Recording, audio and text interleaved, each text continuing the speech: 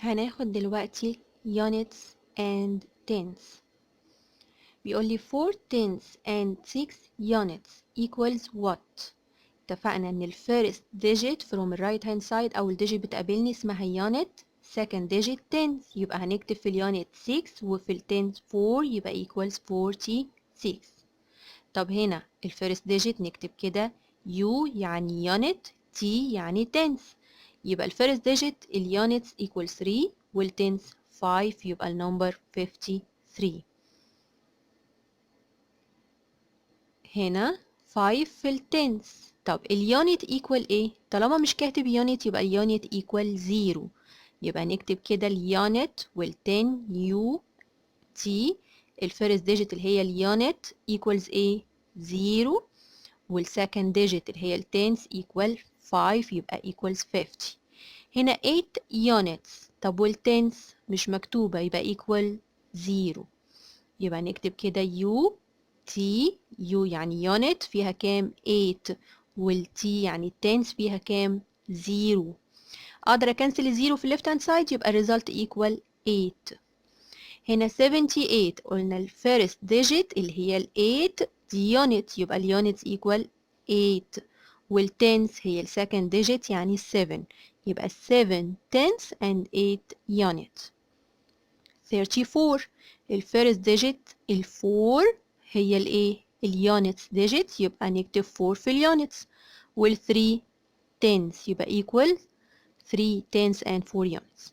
20 الزيرو أو الفيرست ديجيت هي اليونت يبقى 0 في اليونتس وال2 السكند ديجيت هي التنس يبقى 2 في التنس يبقى 2 tens and 0 units.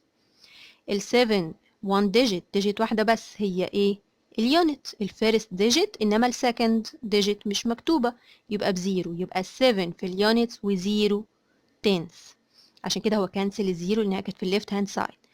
circle the units digit هنعمل سيركل على الايه على اليونتس digit او first digit. 41 15 24 70. اول حاجه ال 41 اليونتس هنا ال 1 هي الفيرست ديجيت. طب ال 15 اليونتس فيها ال 5 ولا ال 1؟ ال 5 الفيرست ديجيت is unit. 24 ال 4 ولا ال 2 هي اليونت؟ ال 4 الفيرست ديجيت هي اليونت ديجيت هي ال 4. 70 الزيرو هو اليونت يبقى بنعمل سيركل على كل اليونتس هنا. circle the tenth digit. tenth هي السكند digit.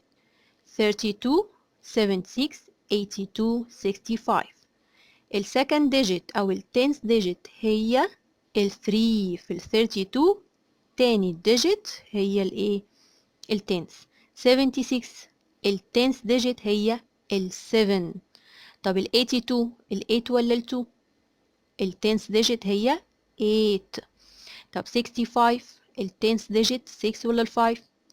ال 6 يبقى ال second digit هي ال 6 هي الايه التنث digit.